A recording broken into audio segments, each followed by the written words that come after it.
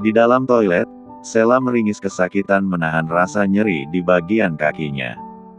Perlahan ia menunduk lalu membungkuk. Namun, jika dibandingkan dengan luka yang ada di punggung kakinya mungkin saat ini, luka di bagian hati lebih dari apapun. Ia berjuang untuk sebuah restu, hal tersebut adalah fakta yang menyakitkan karena kehidupannya selama ini sudah sangat sulit, tetapi ternyata untuk kembali merasakan kebahagiaan bukanlah sesuatu yang mudah baginya. Tidak perlu diragukan lagi bahwa Kinos adalah pria yang baik. Selama ini dia memotivasi Sela untuk kembali melanjutkan hidupnya dan mendampingi wanita itu selama proses penyembuhannya. Namun, sebaik apapun seorang pria, jika tidak disertai dengan dukungan keluarga maka sebuah hubungan tidak akan pernah berjalan dengan baik. Sekuat tenaga Sela menahan diri untuk tidak menangis. Ia menyiram kakinya dengan air dingin dari wastafel, setelahnya segera kembali keluar, berjalan dengan normal dan menahan diri, untuk tetap terlihat baik-baik saja. Ketika hampir sampai di ruang makan, dari jarak beberapa meter, langkah Sela terhenti. Ia memandangi Kinos dan keluarganya yang sedang duduk bersama, tertawa karena obrolan mereka. Tiba-tiba ia merasa semakin asing. Lingkaran keluarga yang mengelilingi Kinos kini seolah menjadi ujian berat untuknya. Tak berselang lama, ia kembali melanjutkan langkah hingga duduk di samping Kinos. "Sel, kamu benar-benar tidak apa?" Kinos menoleh menatap kekasihnya dengan khawatir. "Iya. Maaf tadi supnya jadi tumpah." "Sudah." Kirana sambil menyendok nasi ke atas piring. "Aku sudah ambil yang baru." "Tidak heran kok, kamu pasti dulunya hidup enak ya. Tidak pernah diminta bantu menyajikan makanan, ini dan itu." Keluarga Hardiansyah pasti terbebani sekali, gumam Bu Astrid, tetapi tetap saja terdengar oleh Sela yang duduk tak jauh darinya. Sementara Kinos seperti tidak mendengar, karena ia diam saja, sibuk menyedokkan makanan ke atas piring Sela. Sungguh saat ini Sela ingin lari dari situasi ini. Tetapi lagi-lagi demi Kinos, ia bertahan, tetap pada posisi duduknya. Meski ia tahu berada di tempat itu hanya akan melukai dirinya lebih dalam. Selesai makan malam, Sela dan berkumpul dengan keluarga Kinos di ruang tengah. Tidak ada satupun dari adik, kakak dan ibu Kinos yang mengajaknya mengobrol. Ia geming seperti orang bodoh sambil mengupas buah manggis kesukaan Bu Astrid. Sementara Kinos sendiri sejak tadi pamit ke belakang, entah apa yang sedang dia lakukan. Mungkin ia berpikir semua akan baik-baik saja, hingga tak masalah jika meninggalkan Sela di sana. Tetapi itu salah, karena di momen inilah keluarganya benar-benar menekan batin Sela. "Bu, Bianca anaknya Bu Linda akan pulang dari Bali besok. Bagaimana kalau kita undang ke rumah?" ucap Kirana sambil menunjukkan foto di ponselnya. "Wah, cantiknya Bianca sekarang ya. Sudah jadi duta pariwisata dan kebudayaan. Duh, ibu mau ketemu dia, jadi kapan bisanya?" Kirana melirik ke arah Sela dengan sinis. "Ya kapan Kinos libur dong Bu? Kita kan mau mempertemukan mereka lagi." Kinos pasti terpesona. "Ya Bu, lihat Bianca. Waktu SD kan dia suka sekali sama Bianca." "Oh, Bianca yang itu." Kinan menegapkan posisinya dengan antusias. "Yang katanya dulu dilamar Kak Iki saat SD." "Ups." Kinan menutup mulutnya dengan panik saat menyadari bahwa masih ada Sela di sana. Ia juga mengetok kepalanya sambil mengumpat kesal dalam hati. "Haha, nah iya yang itu. Mereka sudah cocok sejak SD, kalau jodoh itu memang tidak kemana ya. Keluarga kita akan sangat beruntung jika Bianca menjadi bagian di hidup Kinos." Aktivitas Sela yang sedang mengupas buah seketika terhenti. Mereka membahas tentang wanita yang akan dijodohkan dengan Kinos di hadapannya. Lalu sejak tadi ia dianggap apa? Menurut kamu, wanita ini cocok tidak dengan Kinos? Kirana menyodorkan ponselnya di hadapan Sheila. Kedua tangan Sheila terkepal erat. Hatinya seperti diremas, dihujam ribuan sembilu yang begitu tajam. Perlahan ia mengangguk tanpa menegapkan kepalanya. Cantik.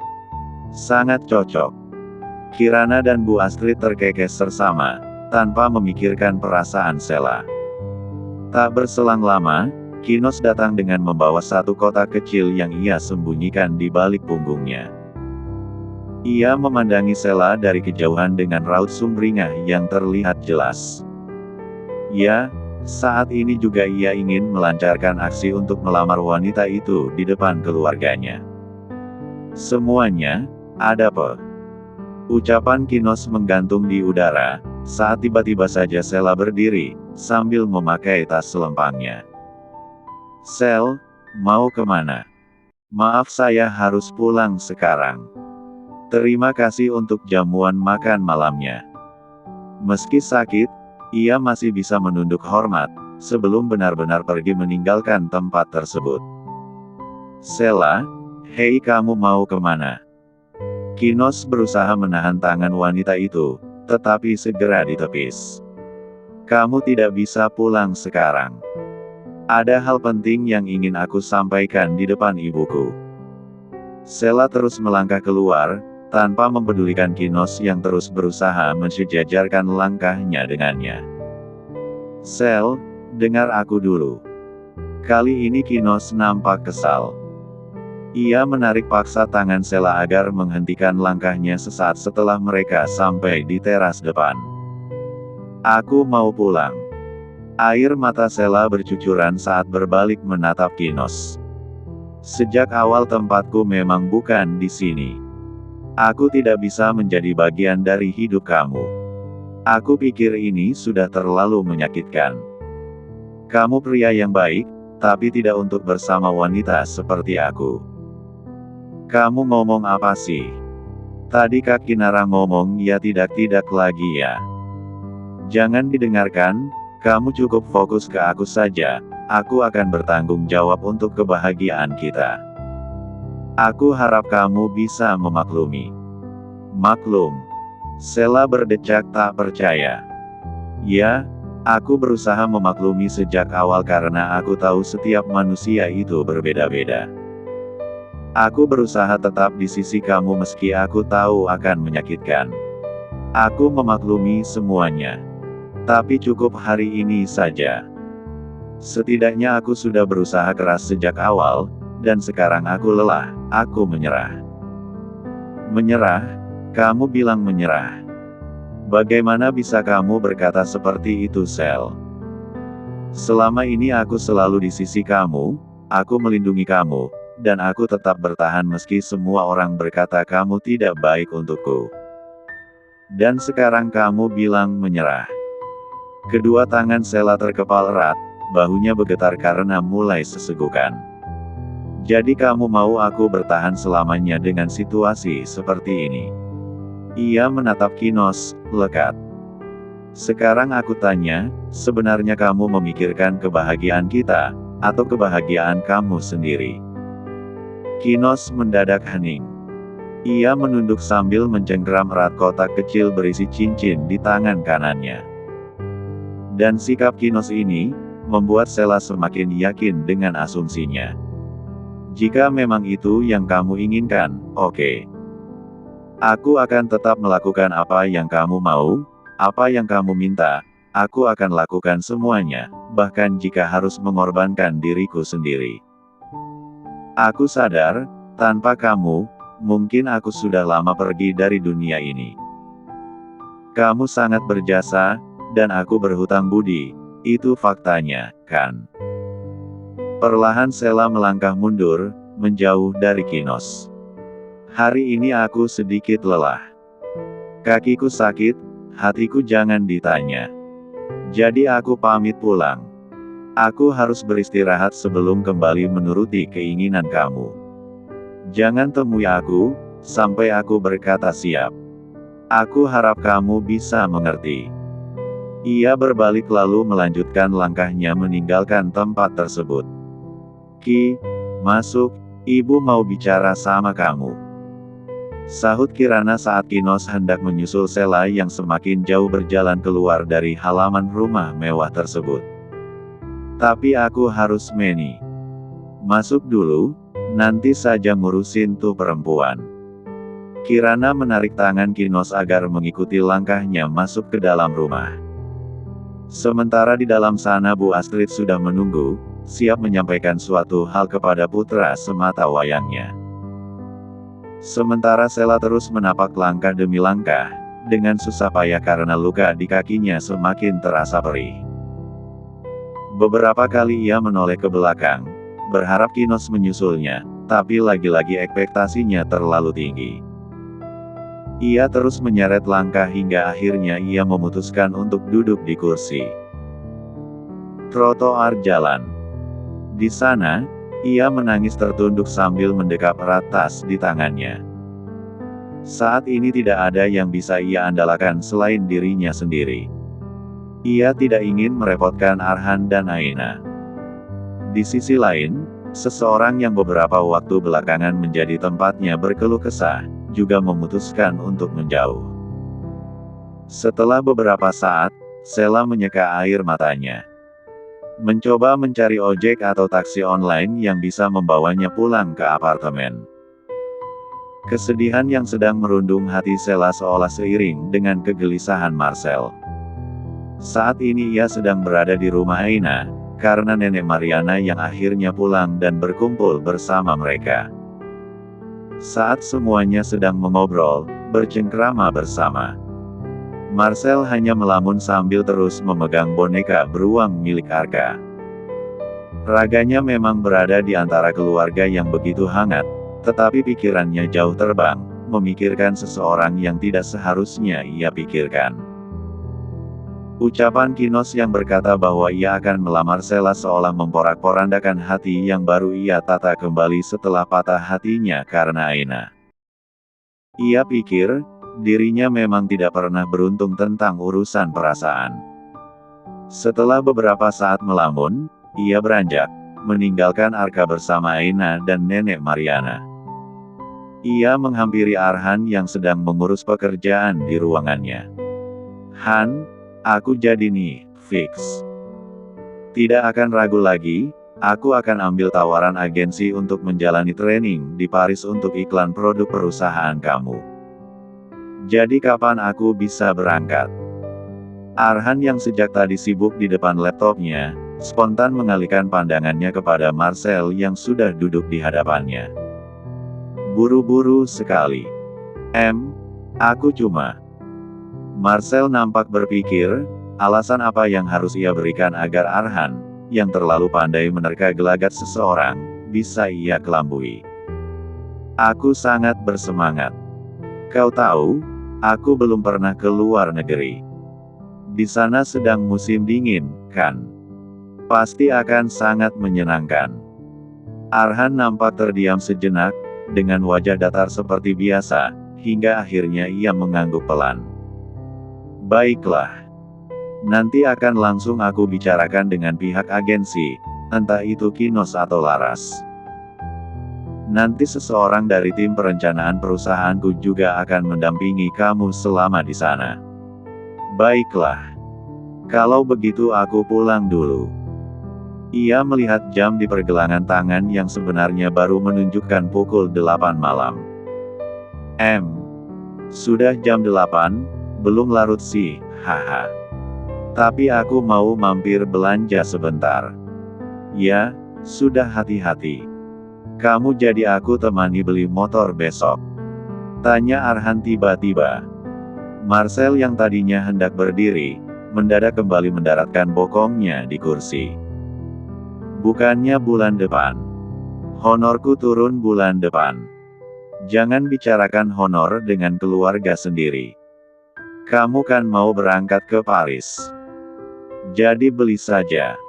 Besok pagi aku jemput. Arhan kembali fokus ke layar laptopnya. Marcel mampak tersenyum tapi detik selanjutnya senyumnya mengerut. Tadinya ia ingin membeli motor untuk membawa Sheila jalan-jalan, tetapi sekarang wanita itu semakin jauh darinya. Jangan dulu deh, nanti aku telepon kalau sudah fix mau beli. Marcel tersenyum getir lalu berbalik pergi meninggalkan tempat tersebut. Kalau kau berubah pikiran, hubungi aku. Seru Arhan, tetapi tidak ditanggapi oleh Marcel. Ada apa lagi dengannya? Sampai pelin-pelan begitu. Ia mengeleng sambil memandangi kepergian Marcel. Setelah selesai berganti pakaian dan mandi untuk menyegarkan diri, Sheila membuka laci nakas untuk mencari salep atau apapun yang bisa mengobati kaki yang pada akhirnya melepuh juga. Tidak ada apapun di sini. Ia kembali meringis sambil menahan rasa sakit pada kakinya. Beberapa detik kemudian ia menoleh memandang jam dinding di ruang tengah yang sudah menunjukkan pukul 9 malam. Semoga saja masih ada apotik yang buka. Dengan susah payah, Sheila kembali ke kamar, mengambil dompet dan jaketnya. Semua nampak berat untuk ia jalani sendiri, tetapi jika bukan dirinya sendiri, siapa lagi yang harus ia andalkan?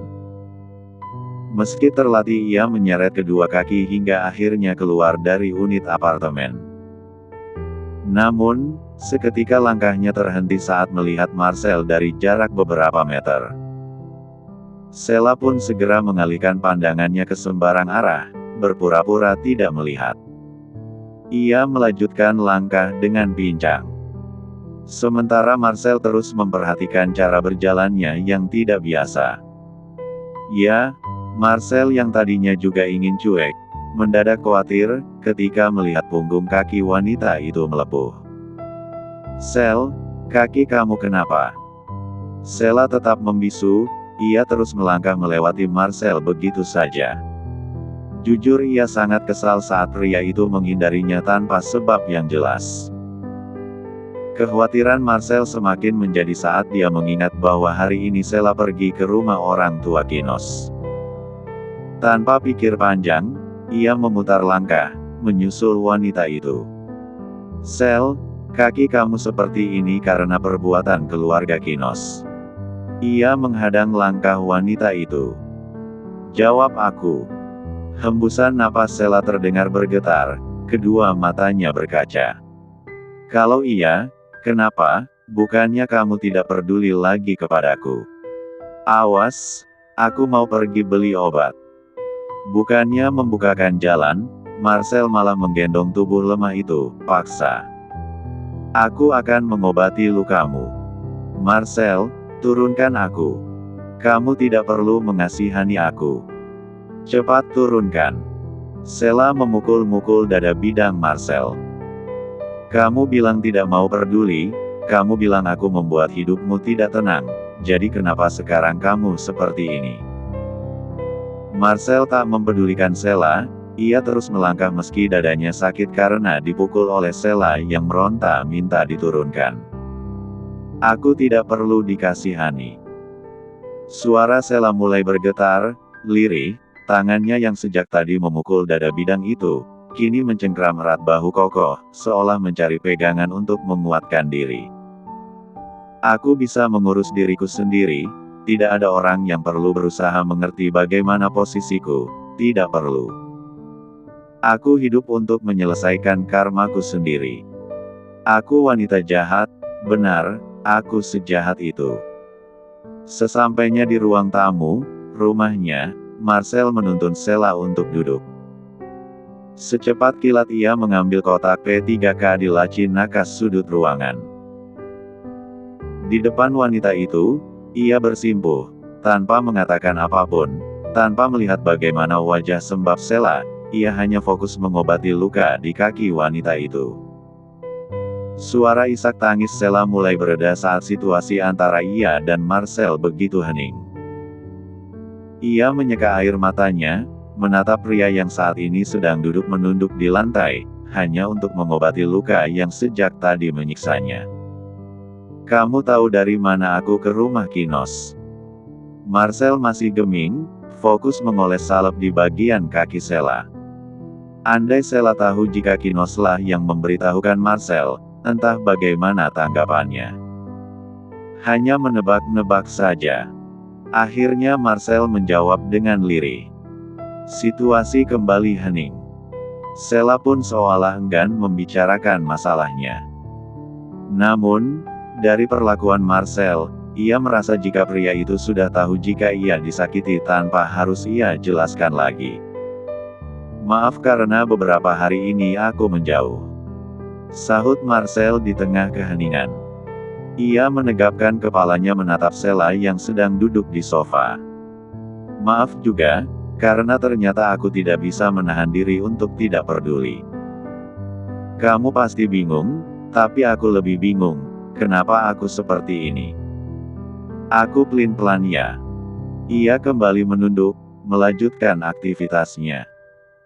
Marcel menghela napas, saat lagi-lagi menekan perasaannya yang ia anggap sebagai sebuah kesalahan yang tidak boleh ia ungkapkan. Yang aku tahu aku hanya ingin kamu berhenti terluka. Sebagai teman, ya aku mengkhawatirkanmu sebagai teman. Tatapan Sheila tidak sedetik pun beralih.